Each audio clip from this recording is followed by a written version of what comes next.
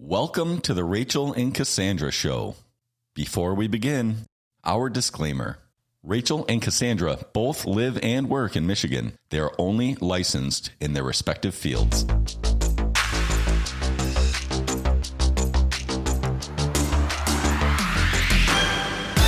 Hello, everybody. Hello. It's Rachele and Cassandra with the Rachele and Cassandra show, as we like to call it offline. Yes. Here to give you more insufferable know-it-all information to help you navigate your real estate stuff, right? But today we were going to visit for a little bit, right? Well, yeah, but I think that just gets incorporated. No? Okay. I mean, what do you got? Can I say? Yes. Can I say that this sweatshirt makes my eyes look insanely blue, and I swear to God, they're like the most boring gray on the planet. Well, let's talk about that sweatshirt. Why don't you stand up so everybody can see it if you're watching? Okay. It's a baller sweatshirt. Thank Love you. it. Thank What you. a great logo too. That says Super CEO simple. lender. What could that mean? That's me. That's my website. That's my branding. Oh, awesome. It's my initials. It's my monogram, actually. It is her monogram. Yeah. It's like my parents loved her more. I should say our parents because they are not just my parents. Wow. Our parents just loved her more. Or as the Let's middle hope Mom child. listens to this one. Yes. right. She's going to call you. They felt bad because you were the middle child, and they were like, well, we have to make up for this somehow. They couldn't have known I was going to be the middle child. I was just the second girl. That's right. I guess you're right. What? Hey, you can always Monday morning quarterback any circumstance to fit the narrative you're trying to tell here. Okay. I mean, I'm going to shameless plug. There's my logo. Now we're even. Holla. It's a beautiful bottle. logo. It Kristen is. I Marino love designed that logo. She did a great job and just captured you perfectly.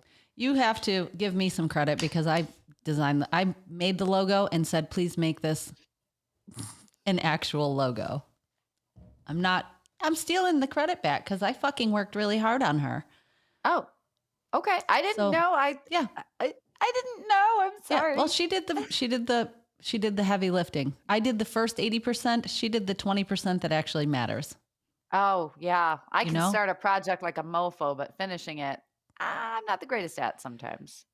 So let's roll into topic. Okay. I think it's important because appraisals, and this language, I think the title of this episode is The Autonomy of the Godlike Appraiser. And that language comes specifically from something Cassandra said to me years ago. And it's stuck in my head because, like it or not, if you're getting a mortgage, you have to there are always fucking outliers. There are automated appraisals and all of that shit. We're not talking about that today. You need some third party agreement about the value of the property that you're buying with said mortgage. And the appraiser he's the guy you need to bribe, but you can't. So you're fucked if he doesn't agree with you. Well, so back in the day, you could basically bribe the appraiser, which is part of one of the things that led to the downfall of the housing crash market crash. She's referencing. 2008 6, 7, 8-ish. Yeah. It was like from 2006 to 2009. It's almost like it took 3 full years to land. That, but it took a long time for all the houses all the dominoes to fall and all the foreclosures to happen and everybody to realize they weren't going to keep these houses. So who is the appraiser? And I want to break this down because there are some pieces of this that I don't think a lot of people know. Like the fact that we're running out of appraisers. And they don't have to go appraise your fucking house if they don't want to. Yeah. Okay. Like across the nation, there are swaths of land where appraisers just won't take the fucking job. Or they want $1,000 to do it. I'm all over the map here. Yeah, you got a lot because I'm like, got facts on that. So really broadly speaking, there's a shortage of appraisers. The appraiser is the independent third-party person who determines if the what the bank is going to lend, if the house is worth what the bank is going to lend on it. So they're Yes. the independent to do that, right? Yes. What were you going to say? Put your legs down. I'm Why? texting you this because it looks weird. Nobody's It's really watching. distracting. If you're watching, I'm sitting in a spinny chair with my legs moving. Okay, fine. Here. You do what you want, but I'm sending you the message anyway. Okay. Now I can see your logo. That's actually better. Do it. I wish I had a headset so I could do that too. Or I wish I had a microphone that followed me. Anyway, okay, so the appraiser is an independent person who answers to fucking no one. So heads up, stop and unpack this. This is not, appraisers don't work for the bank. Appraisers don't work for the buyer's realtor. Appraisers don't work for the seller's realtor. Appraisers don't work for the buyer or seller in a purchase transaction. They can in a different circumstance. They're independent, and you literally, they get assigned the job from the person who assigns jobs to appraisers. Yes. And just so you know, the bank can't assign, generally speaking, I couldn't say somebody wants to buy a house. I can't pick up the phone, call an appraiser and be like, hey, Tom, I need you to go appraise this house at 123 Main Street. Yep. And oh, by the way, Tom and Cassandra are buddies, and Tom's appraisals always come in at value. Sure. Yeah. No, that's not no. There's actually a middleman, shocking, put in place. It's called an AMC, or an appraisal management company. So the rules are very generally, the appraisal management company gets an order, and I say, hey, I need an appraisal at 123 Main Street. And there's a schedule of what that appraisal should cost, very generally speaking, right? By schedule, she means a cost sheet. Yeah, ish. It's for this house like this, it pays this much money. For a house like this, a 1 unit, a 2 unit, an investment property, a conventional mortgage, a rural development mortgage. So you take all these factors, and there's a big spreadsheet, and it tells you how much it's supposed to be. So let's say it's supposed to be $475. Yeah. We're in a condensed area. We're in, Detroit. There's a lot of appraisers nearby, a lot of houses. So it's going to be a little cheaper. So I place the order, the appraisal management company then goes to all of the appraisers they have that work that area and starts seeing if somebody will take it. And they don't assign it. They say, will you take it? And this is, so I used to substitute teach, and that's how I don't know if this is how they do it right now, but in the public schools back in the day when I was a sub, they would start calling all the subs on the roster. That's the teacher, if there wasn't someone already lined up by the teacher who wasn't going to be there. I always think of this when we talk about appraisals because it's the same. It's not round robin, but it's kind of round robin. It's round robin. Yeah, but the appraiser has the ability to say no. So they have complete autonomy over what jobs they want. I will give you an example. Yes. Last week, I ordered an appraisal for a duplex in Otsego, Michigan. So it's a 2-unit. Yeah. Kind of difficult in a small town. Extra difficult. So there's a bit of complexity, and people think, so what? One unit, 2-unit, big deal. Different. You have to find similar homes for sale. So he has to find other 2 units or 3 units or 4 units. And I say he, I mean the appraiser. So what is normally for this area, $725 appraisal came back as $1,000. Mm-hmm. No appraiser would pick it up unless they got $1,000. It's borderline extortion. Well, but let's talk about not what really. I have to insert this bit. So the appraiser, and this is from years of dealing with buyers. Buyers think the appraisal, or even sellers, I guess, the appraiser was out there and they're like, where's the appraisal? Well, the appraiser goes out to the property, verifies its existence, takes pictures to prove its existence, and notes the condition and any outlying or super interesting bits about the house. Then they have to go home and do the digging, the research, drive by the comps, and fill out the spreadsheet report. So they have to build this report. It takes 7 to 10 days. And that's that's a pretty normal turn time, 7 to 10 days after. That's a pretty good turn time. Yeah. So what are you actually seeing? How long? They're taking longer. The hard ones especially. If you're I'm sorry, if you're buying like a house in a subdivision with 400 other houses in that subdivision with a healthy turnover and they're all the same, that's easy money for the appraiser, easy for them to find comps. So they can go look at the house easily, click, click, click, and make $450, right? Or whatever. Yeah. Appraisers will tell you, I will pick one up in this location. I can drop a pin and find 5 comps. Yep. Right. I can find 5 homes Easy. that sold very easily. So those are They likely can do to the get report quickly. Yes. They're likely to get picked up and reported quickly. Yes. But what do you, It's the ones that are a little further out that are a little tricky, ones that are a little complex that are taking longer. so what are you seeing for an actual turn time from the time of ordering the appraisal until you have it back? It depends. Which, by the way, the appraisal goes back. Does it go to you first and then you give it to your client, or does it go to your client first? And it's I don't get to see it as the agent. I don't get to see it until somebody else approves me to see it. Also, common misconception that I'm going to get your appraisal. I'm not. Yeah. So generally speaking, I'm the one, as a loan officer, I'm the one who orders the appraisal, and I order it through the appraisal management company. The appraiser does the report, gives it to the appraisal management company, who does an audit on it to make sure that it's correct and nothing is missing. And what does And that then mean? How did one second, okay. second. And then they send it to me and usually the buyer who paid for it at the same time. Okay.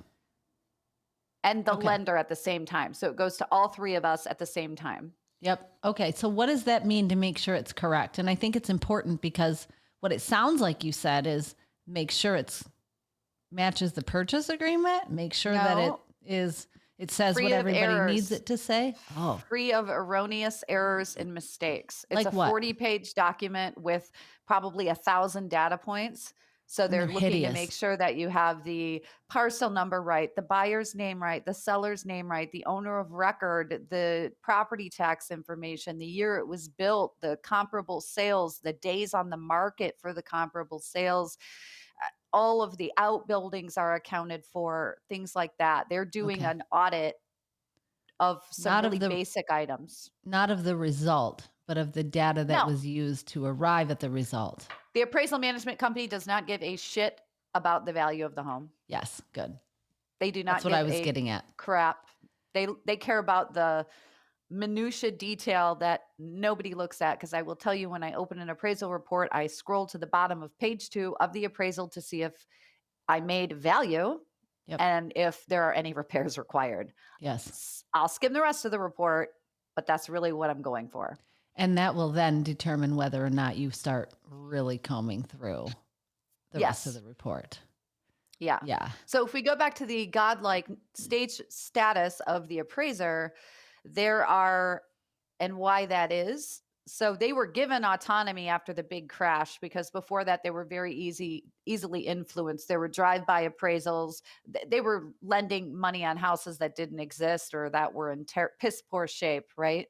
Mhm. So now the appraiser isn't supposed to talk to anybody, really. I mean, you can talk to them, but there's some really heavy guidelines behind what you can and can't say to them. Yeah. And who is and is not allowed to reach out to them.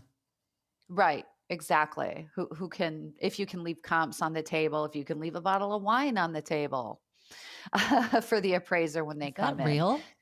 Yeah. Wow. I never These thought are of that. extra. Did you want these? Anyway, I made you cookies. I had an extra dozen cookies to try to influence the appraiser. Anyway, so they have a lot of autonomy. They own their own business, right? Yeah. They're small business owners. It's usually a family business. It requires a college degree. It requires about 2,500 hours of training that is generally unpaid. It's effectively like a master's degree, not an associate's degree, too. It's a lot of training and it's a lot of practice. free work. It's basically Yes. a year worth of shadowing somebody, and you have to find somebody who is willing to let you shadow them. Yep. Really fucking difficult.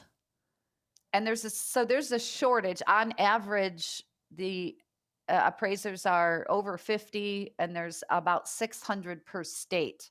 And we all know that that's lopsided, but if you go for the number in the whole country versus and divided by 50, it's about 600 per state. So, and we all use the same appraisers, right? Just so you know, like it's not like some bank has, separate little appraisers that nobody else has. Like Yeah. we all use the same people. Yes. Anyway. It's okay. So what happens when so you said you skip to the bottom of page 2 and you're looking for value, which means it's at or above the contract price. Yeah, and you're looking for, required repairs. For it. And if you don't know, if anybody listening doesn't know, the appraiser can say, hey, let's say we're doing a $350,000 purchase and the appraisal comes back and says, yes, the house is worth $350,000 and it needs a handrail required. That means that once the handrail is installed and the appraiser has verified that it's been installed, the house is now worth $350,000 and the mortgage can proceed. Yes. And if you get that's called a subject to appraisal, meaning the home is worth this much subject to these things being done. It could be, rotted wood or missing flooring or a missing switch plate cover, which is the most annoying subject to I've ever had in my life because it was 39 cents. And the appraiser has to go back out to make sure that it's done. And at a cost of between $150 to $200. Yes. So, and that price has increased very recently because I thought it was $100 and then it was maybe $150, but $200 freaking for a 39-cent. Excuse me. And a good agent might have told you to put that damn switch plate cover on there first. And I have a story to tell around this. We're in Michigan. We have pretty decent appraisal prices. In decent, higher demand, economical or economical, okay, because they're not expensive. Different, right? In higher demand areas like California, the Pacific Northwest, and Texas, Florida, those appraisal costs just for a single family are running $1,500 to. I've heard talk as high as $7,000. What? Yeah. Is this the market telling you the value of an appraiser? Seriously. If you need a job, I mean, good field to get into. However, you need a bachelor's degree and 2,500 hours of apprenticeship, basically. Yeah. It's not an easy field to get into. And I almost wonder, like, if the number of people this is such a rabbit trail, the number of people doing appraisals just continues to diminish, the algorithms are just going to get better and it will be done AI, like artificial intelligence will be able to spit out a range of value of your property. It's almost there. So I see it. I see more consistency in the automated tools that I use, and I still do my own manual comps on a property, but the automated tools just in the 9 years that I've been doing this, I'm watching them get better. It has to be happening in appraisal land too. Yeah. So Fannie Mae, Freddie Mac, FHA, Rural Development. So all of the appraisals that are done for, kind of standard types of loans go into a gigantic appraisal data center, a giant computer, a giant cloud.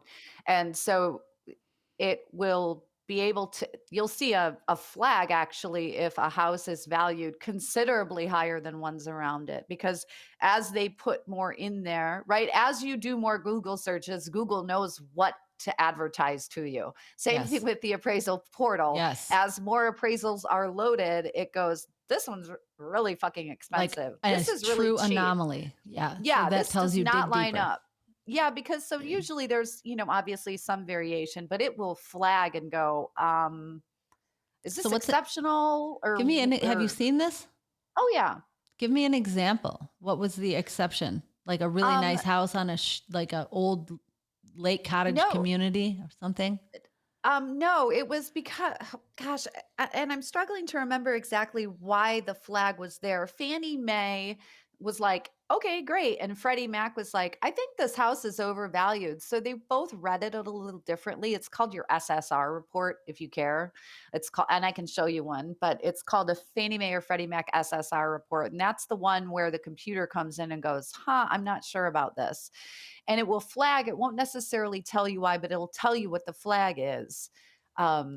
Valued high, double check the comps, or it will sometimes say, why didn't the appraiser use these three, which are within a mile and recently sold? So sometimes it will spit out addresses that Fannie Mae or Freddie Mac, the computer in the sky, goes back to the appraiser essentially and says, what about these? We have these and they were just done. Why did you not choose them? And the appraiser has to answer to that.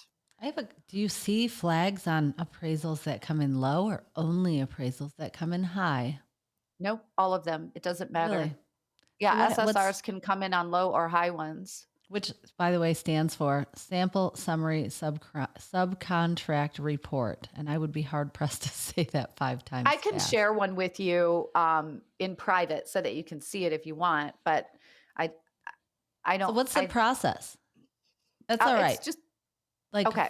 So it doesn't you have matter. an appraisal, gets Nobody a flag. sees this but me and the lender. Right? I know, but what do you do? If you get one with a flag, can you opt to just ignore the flag, or do you have to do something? Usually something has to be done. Usually it goes back to the appraiser because they have to add commentary or add comps, something like that. Explain the flag. Yeah. And if they explain your work. Do you ever have to order a new appraisal? Do you ever have to be like, this is such trash? The flag says order a new one. So we're not allowed to do that. There's only one person in the entire process who can say this is trash and I'm not using it. It's not me. It's not the appraisal management company. It's the underwriter at the lender is the only person who can say this is absolute garbage. And boy, does it take a lot. Yeah. I had this happen. Mm-hmm. What happened? One time. I've never had it. Wow. I didn't realize it was so rare. I did think it was interesting that the lender was insisting on ordering another appraisal. And it wasn't I wish I could remember which deal it was, because I don't know if it was a broker like yourself who may have just placed the loan with a different lender to trigger another appraisal. The loan officer themselves stayed the same, and they initiated this. It came from them, which was really refreshing, because as a realtor, if I am involved in a transaction with a low appraisal, I have, in my early, young, ambitious days, I would try and fight these. And it's such a fucking uphill battle. You're better off just cutting bait and finding a different lender if you truly think that appraisal is trash. And I've done that before and actually, you and I did a deal together like that, and both appraisals came in so low, closer to each other than to the sale price. Yeah. Do you remember this? I do. Yeah. I remember the buyer. He ultimately went to a different house. Yep. Ultimately bought a different house. And subsequently, that property that ended up selling near the appraised values we were getting. So the appraisal was correct. Yeah. Anyway, that's just rabbit trail. I just had one the other day. I got a call from a listing agent who I know really well and was like, hey, this is what's going on. The value was low. There's a comp across the street that wasn't used. It was closing, it was under contract and set to close like in 3 days. They use comps from further away. Long story short, I won't go into the details. I literally took the entire file. She basically took, as the listing agent, she said, we don't accept this low appraised value and want you to go get one from Cassandra, because the current lender couldn't. They weren't a broker. It was a mortgage bank, and they view it as, we can't order another appraisal. That's shopping value or something like that, I think is what they said. So. And your appraisal came in at value, presuming? No. Due in Monday. Oh, it'll be interesting to hear how that turns out. Yeah. I'll let you know if it's high or low. We may as well talk about what happens when an appraisal comes in high. It's worth mentioning. It seems so automatic and cool and natural to us, but if you haven't been down this path before, if you're buying a house and your appraisal comes in higher than the value of your purchase contract, nothing happens. The purchase price of your property doesn't change. Hypothetically, you're buying a $270,000 property. It appraises at $275,000. You still get to buy it at $270,000. The language in most real estate contracts says property to appraise at purchase price or higher, or purchaser has the right to terminate the contract and receive back their earnest money. I was just going to say, nobody knows but you and your realtor Yes. if you tell them. So when a Yes. property appraises for high, I'll tell the people your property appraised good. It's actually worth a bit more. And you're the only person who knows. Because the first question I get is, does the seller know? Am I going to have to buy it for more? And I go, no, only you know, unless you start blabbing and telling everybody. And even if you do, they can't change the contract price. Right. It's kind of a dick move if you're bragging to the seller that you Tell them at the closing table. after Dude, closing. you know how much more your house appraised for? I'm buying it for $270. It's worth $300. Yeah. Like, don't do that. Shh, It's just don't tell bad karma. anybody. Yeah. No, don't tell anybody. So let's talk for a minute about concessions in an appraisal. I think it's important. So concessions briefly is when, and I hate that people say this, but I'm going to use it because I think people will recognize this language. Concessions is when the seller is paying my closing costs. And I feel like that's half of an equation. I'm a big fan of thinking all the way through and doing both sides of the math. Concessions is also, and more importantly, the only way that the buyer can finance their own closing costs. It has to. Don't go doing that. Okay. Well, in an appraisal, I'm tying it back to appraisals because I am going to do it. If you're buying a $270,000 house and you have $5,000 in concessions, you're financing $5,000 of your own closing costs. The seller is on paper contributing those funds. The hook, the only thing that makes it accurate to a degree that the seller is paying your closing costs is that the property appraised for $270,000. The property still has to appraise for the contract price. So let me do the example again. You're buying a property for $270,000. You get $5,000 in concessions. This has been negotiated and agreed upon. The property appraises for $265,000. If I'm the listing agent, the very first thing I'm going to do is say, we'll sell it to you for $265,000 with no concessions, because it's a wash to the seller. But if the property, my point is, if the property doesn't appraise for the purchase price with your concessions in the sale, then you are likely going to be renegotiating your concessions. She's making all kinds of faces. I don't know what her objection is to what I said, but I can't wait to find out. Well, I just have a slight objection to, I understand the point. I completely understand it, but the realtor commissions always get omitted out of this too. Is a house really worth $270,000, or do I take off the 6% for realtors and the 4% for that the sellers gave for concessions? Like, what's the true value of real estate? That's a different episode, which I would love to talk about, because I do contend that all of the comps pulled are backed by agent relationships. And if real estate agency were deemed completely illegal across the nation and people were buying and selling their own homes, the value would deplete by around, in my market, in my area, 6 to 8%. Those are the rates that I charge. Those are the rates that I typically see in my area. And I think that values would, it would take a minute to hit that adjustment, but I think values would adjust to reflect that.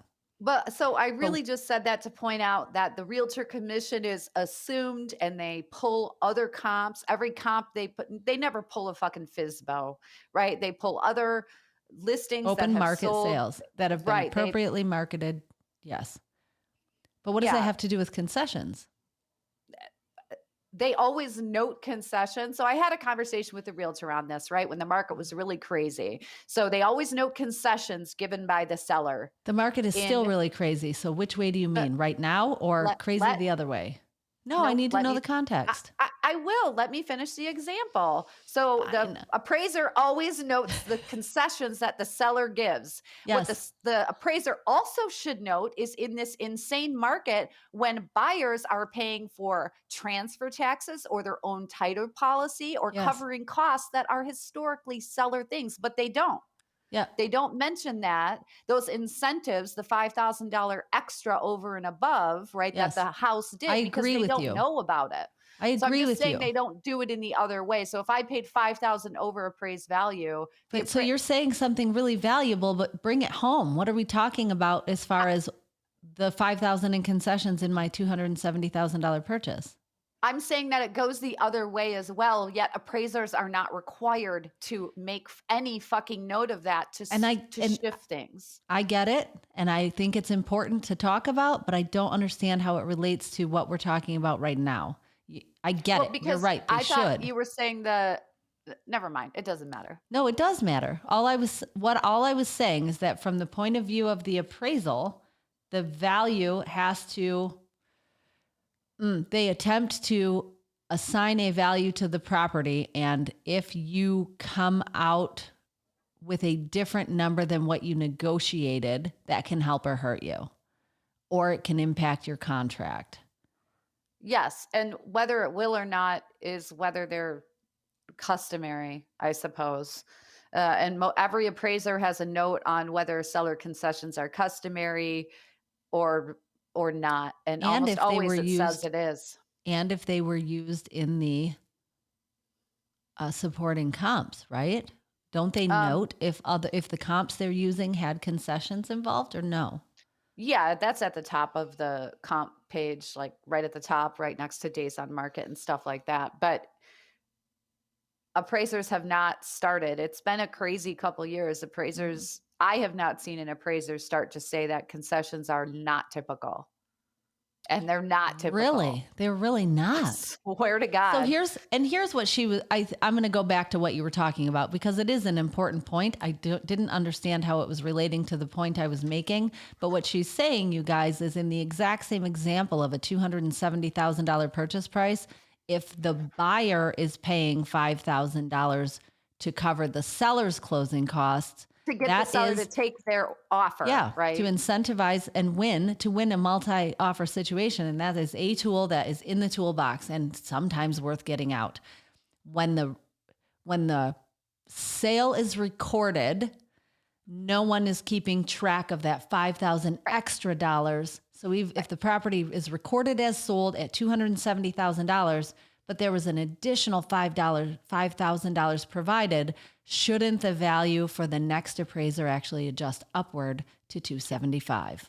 And I get that loud and clear. I think it's such a foreign concept. Nobody's used to that box. And I don't know if it's because there's no spot in your MLS, and we've done whole shebang about who legally enters the information and who should be entering the information. And that's a different freaking I think it should be multiple parties. It really needs to be blockchained. It needs to be supported by you, me, the title company, public record, all agreeing, not just I sold this house for X amount of dollars and I listed it and I sold it. That's counted for 2. My teammate and me counted 4 times. Mm-hmm. And then roll down to public record and see that sale price is a load of shit. Like it's right there. You just have to go look. So that's the hard part. Don't throw us all under the bus like that though, because I'm a fucking high integrity agent and I don't do that shit. I know loan officer who lies about your interest rate. I can get you 1.8%. I'm never going to tell you about the points I'm charging for you on the back. There, now we're even. That is, yes, what I do all the time. If you would like to pay excessive discount points and find out later, give me a call. That's what that means. Yes. Anyway. But no, I know you don't do that, but we've talked about that before. I just think we're talking about the appraisers. I think that the form is a bit antiquated. I don't think it's actually currently reflecting what the values are because they're only doing seller concessions, not buyer concessions. For lack of a better word. They're not talking about when people pay over appraised value. Yeah. Right? That doesn't make the house not worth it because it was obviously fucking worth it to somebody there. I'm raising my hand. I have a question. Go for it. If I got let's go back to our $270,000 house. That may or may not represent an actual contract we're negotiating, by the way. It does, you guys. Anyway, let's say that we've got this $270,000 house and my buyer has agreed to pay up to $20,000 to cover any deficiency appraisal. Let's just say, this is a hypothetical now. And then we get the appraisal back and it's $290,000. I guess it wouldn't matter, but could my client decide instead to pay $290? Could they decide to pay $290 for the house? I don't know why they would. I'm trying to figure out a reason why this would happen. Well, hold on. So people do, however, your spread is excessive. So what people actually do, say I'm buying a house for $270 and it appraises at $275. Yes. And I'm strapped for cash. What I can do is say, I would like an addendum. I want to pay more for this house. I want to pay the appraised value for this house in exchange for the seller paying part of my closing costs. Concessions. Yes. So I'm basically trading my $5,000. She's making my point, extra folks. House value, and I'm bringing less to the table because now I want the seller to pay. But I contend that the seller isn't paying shit. You're financing your own closing costs on your mortgage. I understand. Are you also financing? Never mind. I'm not getting into this disagreement. But I wish we could arm wrestle virtually. Come on, put up your hand. We can make this work. Wait, I'm going the wrong way. There. Yeah. The verbal jousting. It's one of our favorites. Well, and so appraisers, they're in short supply because the education requirements, the training requirements are huge. They're not training their replacements. I will tell you, I've told this to so many people. It's a bunch of old white men who didn't bother to train their fucking replacements. A bunch of them retired during COVID, right? Because they're old. And that's why there's no school bus drivers, no substitute teachers. Like we had a whole generation abandon everything. In my opinion, I'm sure I'm wrong, but data proves otherwise. Anyway, but the ones who are working, they cherry pick and take all of the good money, the easier work, why wouldn't you? Right? Like I would never become an appraiser. That fucking form, it's a hideous report, you guys. It's so fucking boring and ugly. You'd have to pay me a lot of money to do it. And I probably could do it and I'd probably be really good at it, but I don't want to do it. Not for that money. They don't like type in the form. They put it in a different, software and it pushes it. I understand to the right that. lines. I completely understand that. It's a data entry position. It's research and data, kind of like a title examiner, which when I get into the weeds with a title examiner on files, I fucking love it, but I would never do it for a job. They don't make enough money. Right. And there's not enough. Maybe they make shit tons of money and I just don't know. Well, some of them. Ask them. I do. No. I don't want to do that. No, thank you. But so I will say that, so there's an appraiser shortage. The costs are going up because there's a shortage of appraisers. Demand was insane the last 2 years. So everybody was, super busy and they didn't need the work. So they weren't accepting the jobs, assignments. And I go ahead. I'm dying to tell this story. Go ahead. Will you tolerate my storytelling? Yes.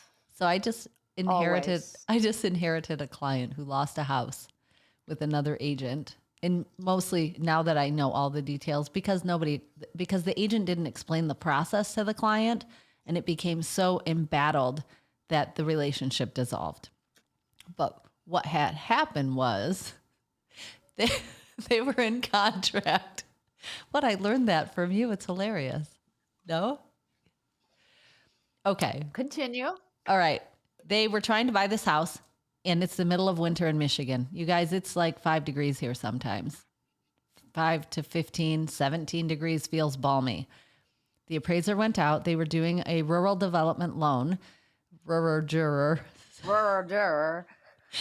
doing an RD loan. And there's another episode you can go listen to if you don't know what that is. The appraiser went out and said, yes, the property is, I don't know how much it was. Let's say $200,000. I think it was $225,000. Property's worth $225,000. That deck needs to be scraped and painted. It's Michigan winter. You can't get a painter out to paint the deck. But Nor should you. thankfully, no, it's not going to work. It's not going to stick. The loan would not allow escrowing any funds to cover that repair after closing. The literal only way to move forward, and I talked to these clients before. I know this is just what they told me. I can't get into the weeds with you on whether or not it was accurate. This is what they told me. When this landed on my desk, it needs to be scraped and painted. No painter would do outside work. I said, tell the seller to fucking scrape and paint it and get the appraiser out there to sign off on it. And then you will have to deal with the real problem come spring. You're going to have a shitty paint job. I don't know what else to fucking tell you, because the appraiser wouldn't budge. I don't know if it was somebody who had the right to make the decision said they could not escrow the funds to cover that repair, and you can't paint in winter in Michigan. So the whole deal fell apart because we all know it's illogical to paint right now outside of Michigan, but that is literally your only path forward. And nobody was willing to just do the fucking thing. Just go fucking scrape and paint it. I know it doesn't make sense, but the appraiser is God and he says it needs to be done. He's already let us know he's not willing to budge. Get your ass out there, scrape and paint. Yes, I know it's 7 degrees. Bubblegum pink. It can be ugly as shit. Doesn't matter. Do the fucking thing. Don't argue about whether it's logical or not.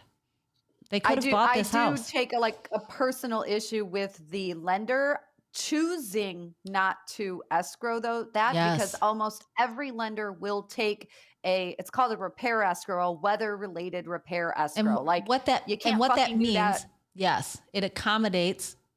Go ahead. It accommodates that a repair just like this. You get a couple of bids, find out about how much it's going to cost, and set aside 1.5 times that repair cost. The title company will hold it. You do the work in the springtime. Right? Yeah. Yep. That's all I was going to say. I was going to explain what the repair escrow was, but yeah. So, and that way the appraiser is satiated. So in that situation, who follows up to make sure the repair gets done? You? A lender. So you're the loan officer is that you, or is it like the guy whose money you loaned? Sometimes it's me. Sometimes the guy, it depends. Every lender's different. Sometimes the lender goes, hey, Cassandra, is that repair done? It's April 3rd. Is it warm enough? And sometimes the lender goes, hey, right to the borrower. Hey, is that fucking work done? And so it really depends. What counts as proof? Just a receipt? The person has to say, yes, the work's done. I'm ready for the appraiser to come back out. And the appraiser comes back out for his $200. There it says, is. oh, the work's done. You got a final report. And then the buyer can go get their money back from the escrow account. Say it took them $1,000 or something. They can go, hey, the lender's releasing my money back to me. So my the work buyer is done. can provide those funds. Totally. It's so rare that it happens. And every time I've dealt with this, it's always the seller's funds that we're escrowing. I didn't know the buyer could even escrow their own funds for this shit. Yeah, absolutely. That's actually a really important negotiation piece. And okay, so I had another question. Oh, can the buyer do the work themselves then? They don't have to pay somebody. Yeah, they already live in the house. What happens if they don't do it?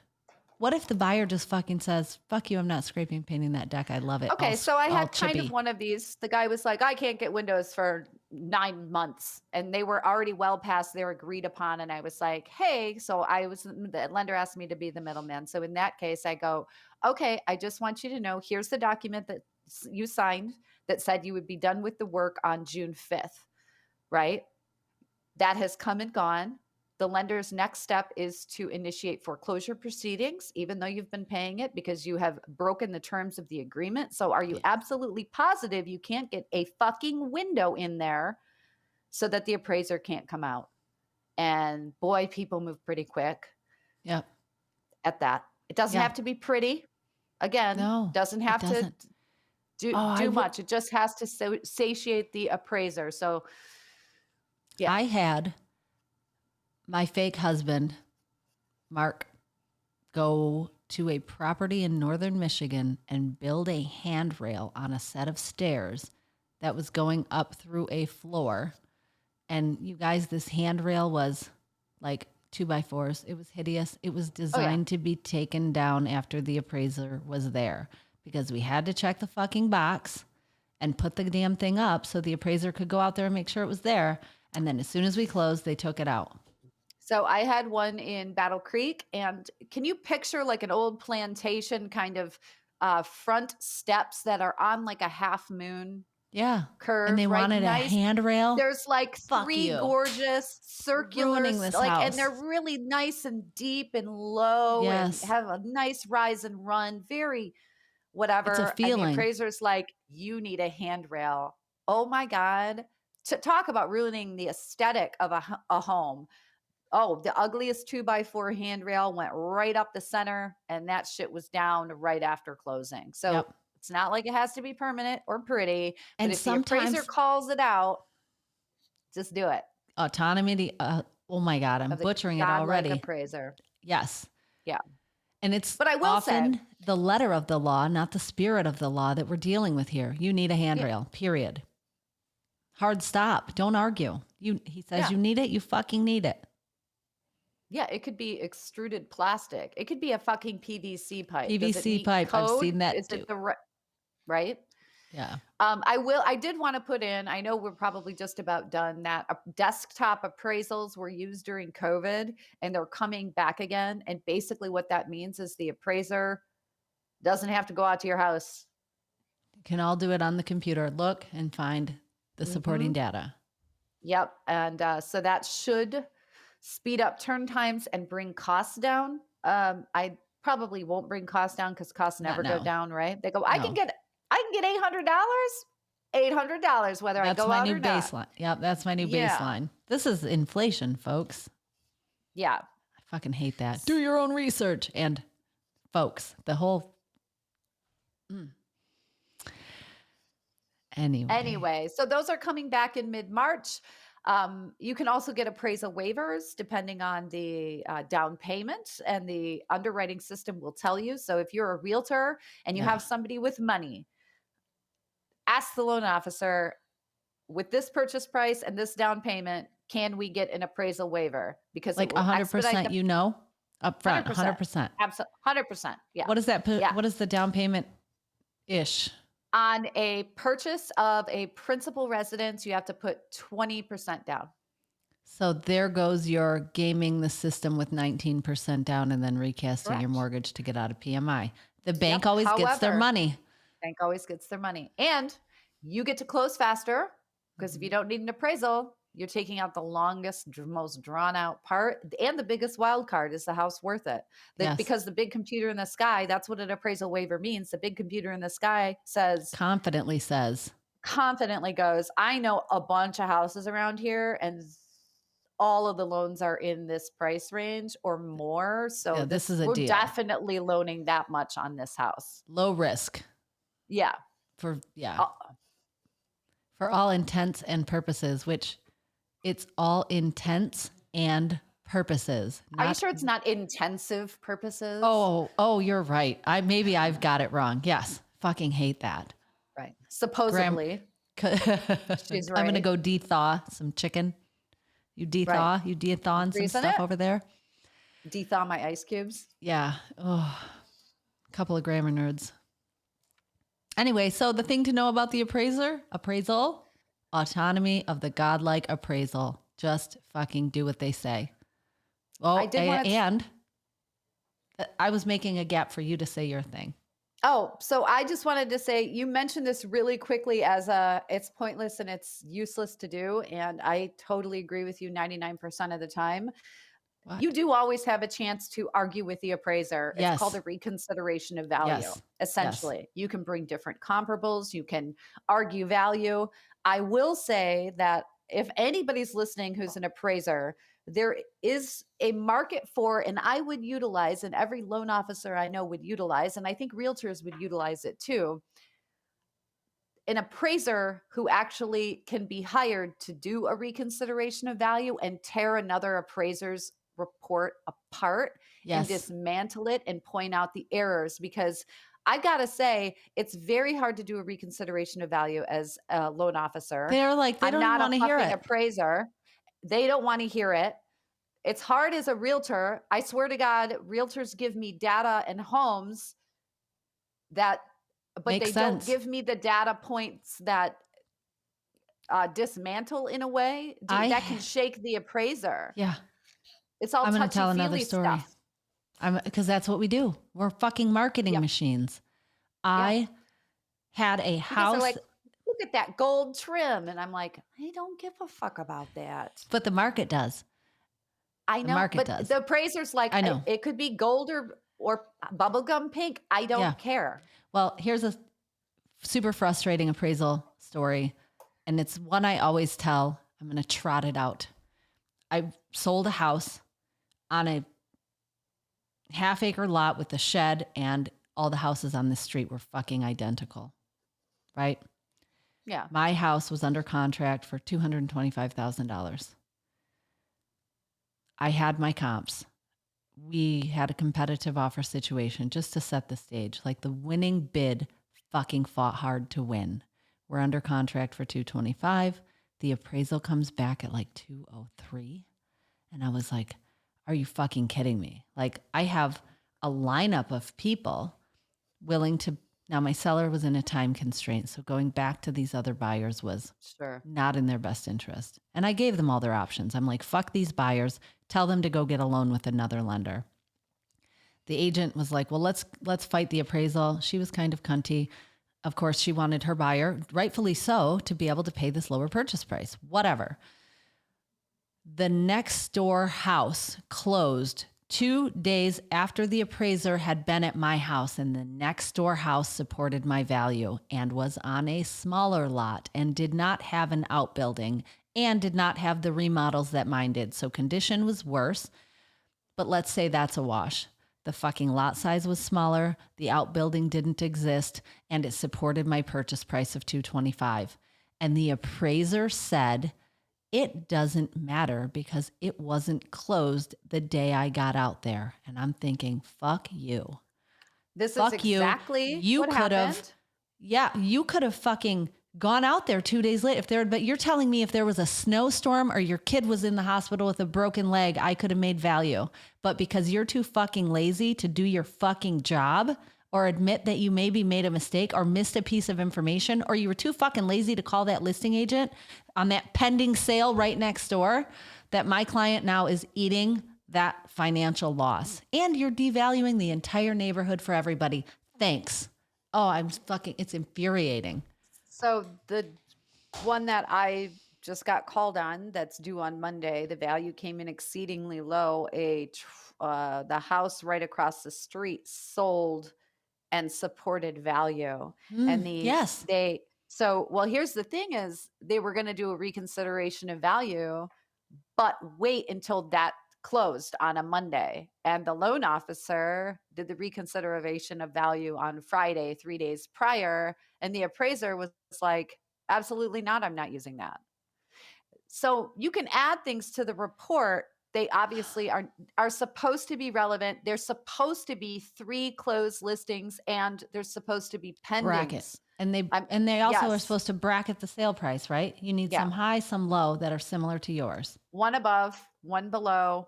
There's supposed to be pendings. There's supposed to be closed sale. There can be just listing homes. So it's supposed to be quite a variety to get a real good scope, which represent is ultimately the market. why. Yeah. So hopefully your seller looked at the buyer and said, go get it.